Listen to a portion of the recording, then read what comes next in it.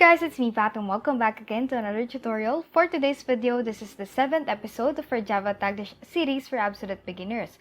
Now in this chapter, we are going to talk about the arithmetic operators. And as far as I know, medyo familiar na tayong lahat dito kasi ever since elementary pa lang is na-encounter na natin to pagdating sa ating basic mathematic calculations. Now yung mga didiscuss natin na arithmetic operators would be as follows. Tapos iisa-isahin ko yan i-discuss sa inyo. Now, yung method na gagamitin ko would be tatlo. Yung first one would be yung direct method. Second one is by using the variables. And the third one would be creating a mini calculator from chapters 1, 2, and 3, and 4 na knowledge natin. Now, para mas magets natin tong lesson na to, we are going to try this out in our IDE. So again guys, ito yung ating notes at ito naman yung ating IDE. So yung first na method na sinabi ko kanina sa inyo would be yung direct. So pag sinabi kong direct method, ang gagawin lang natin dyan is to use the system.out.println. Or ipiprint lang natin at i-display natin yung mga outputs from 1 to 5. Now, by the way guys, kapag alam nyo yung mathematical concepts ng addition, like for example, yung addition ay yung pag-add, subtract yung pagmaminus, yung division ay pagde-divide, and so on and so forth, automatic magigets nyo na agad tong lesson na to because this is the same pagdating sa ating programming concept. Now, para mas magets natin yun, let's try this first example out. Ang una kong gagamitin na number would be yung numbers 8 and 2. Okay? So, para sa addition, ang gagawin lang natin be 8 plus 2. So, dapat ang answer natin dyan would be 10. Parang ganun lang.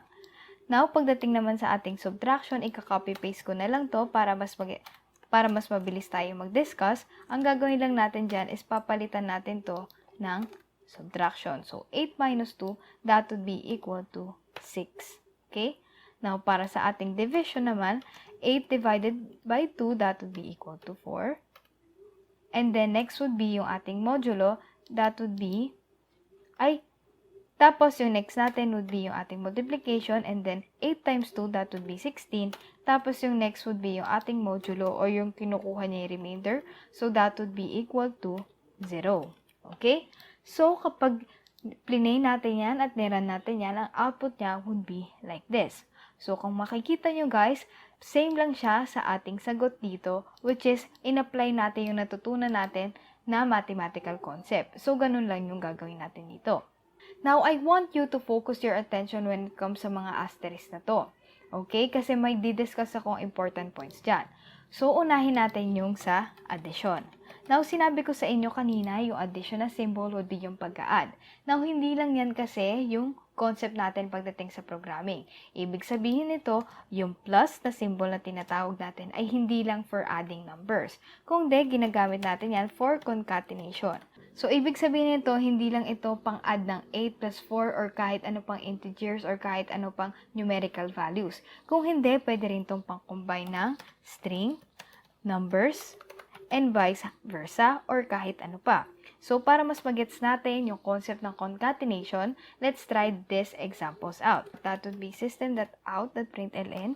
Sabihin natin concatenate. Tapos, lagyan natin ng plus, tapos 18. So, I want you to focus your attention kapag nag-run tayo sa display lang ng code na to. So, ibig sabihin yan, kapag niran natin yan, makikita nyo, ito siya.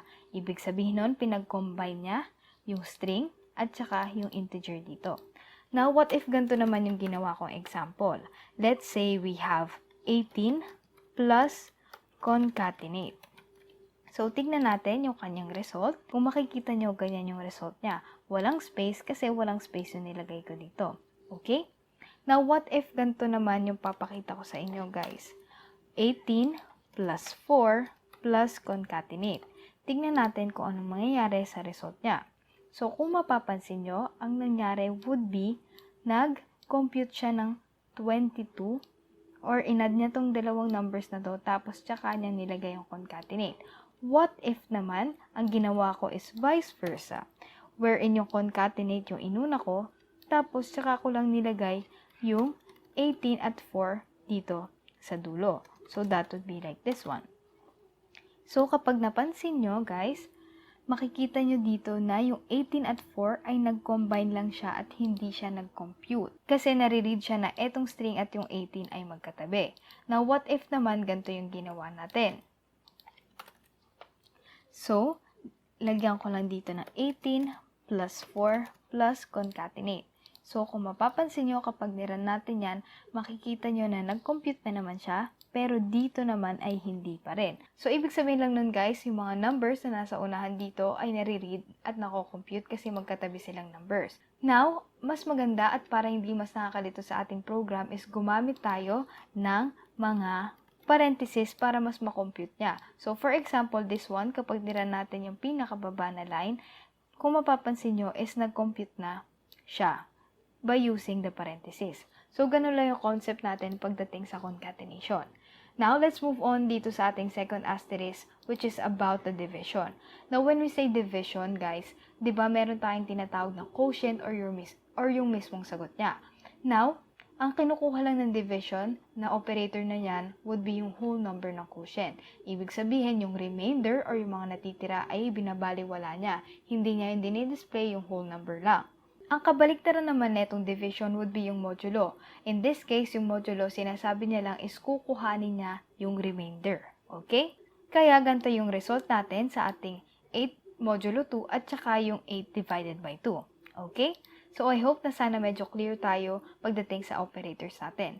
Now, let's move on by applying naman yung ating variables. So, i-clear ko lang to para mas mag-gets pa natin yung ating next example. So, this time, we are using variables as our method. So, let's say meron tayong dalawang integer numbers. So, that would be int a, which is equal to 5, and then b, which is equal to 2. Now, alam ko medyo familiar rin tayo dito kasi na-discuss na natin yan sa ating previous chapters.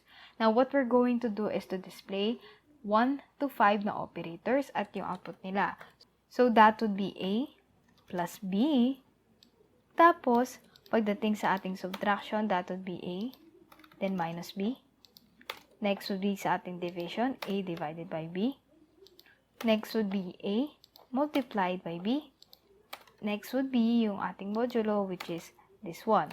Na kapag tinignan natin yung result niyan, kung makikita nyo, is nagko-compute siya by using lang yung variables. Ibig sabihin to 5 plus 2, which is equal to 7, then 5 minus 2, which is equal to 3, and so on and so forth. Now, what if naman ganito yung ginawa natin? This is the method of variables b naman na tinatawag ko. So, ang gagawin naman natin is i-store natin sa isang variable yung mismong computation. So, sasabihin ko dito would be int sum is equal to 5 plus 2. Int difference is equal to 5 minus 2. Then, int quotient is equal to 5 divided by 2. And then, int product is equal to 5 times 2.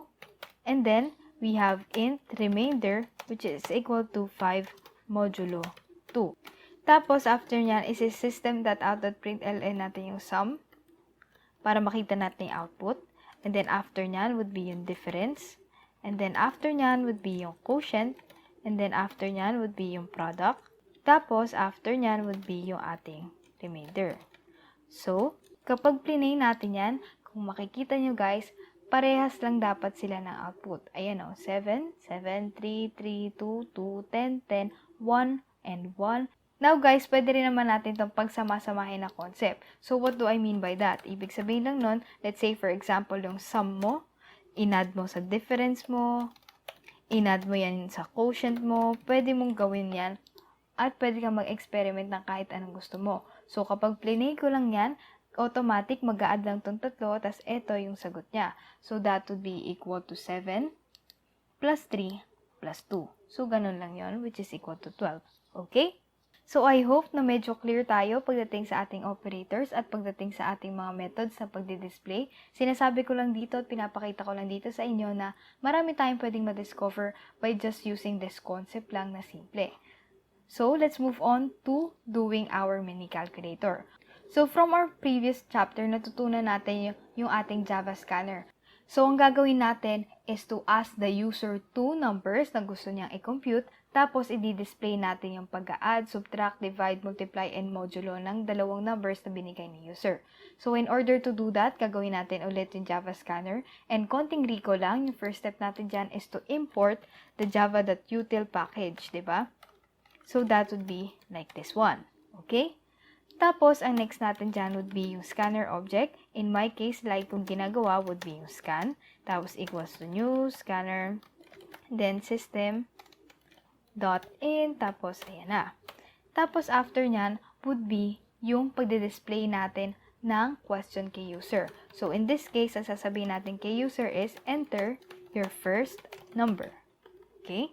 Tapos, i-store natin yan sa isang variable which is named int fnum. Gusto ko yon. Tapos, scan.nextInt. Okay? Then, after nyan, sabihin ko naman kay user, gusto ko yung second number. So, sabihin ko, enter your second number. Tapos, after nyan, store ulit natin yan sa isang variable. Tapos, scan.nextInt ulit. Okay? Now, after nyan, syempre, doon na tayo mapupunta sa calculations na mini calculator nga natin.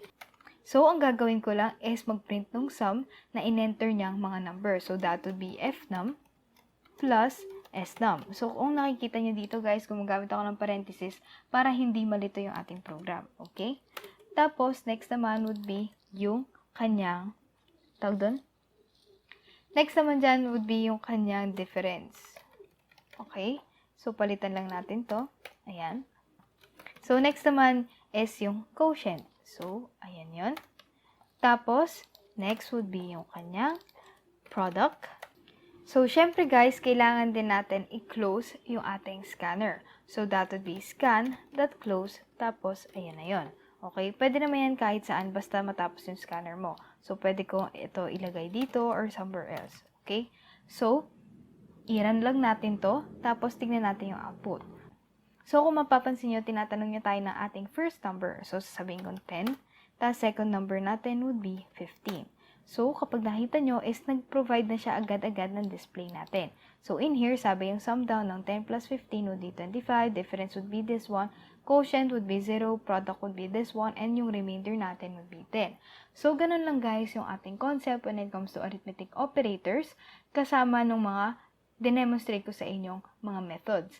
Now, eto, pinakita ko lang yan sa inyo para makita nyo yung diversity when it comes to the arithmetic operators at para mas ma-engage pa kayo into coding at mag-discover ng sarili nyong style. Okay? Now, additional guys, kapag nalilito pala kayo pagdating sa ating modulo operator na yun yung kumukuha ng ating remainder, pwede nyo tignan itong manual computation dito. So, kapag dinivide natin yung 5 at saka yung 2 manually, kung makikita nyo yung ating quotient, which is 2, yan yung dinidisplay ng ating division na operator. Pero pagdating naman sa ating modulo operator, ang didisplay niya would be yung remainder or natitira, which is 1. Okay? So, I hope na may natutunan kayo in this lesson. So, that's it for today, guys. Thanks for watching. Please do like and subscribe to my channel. Bye!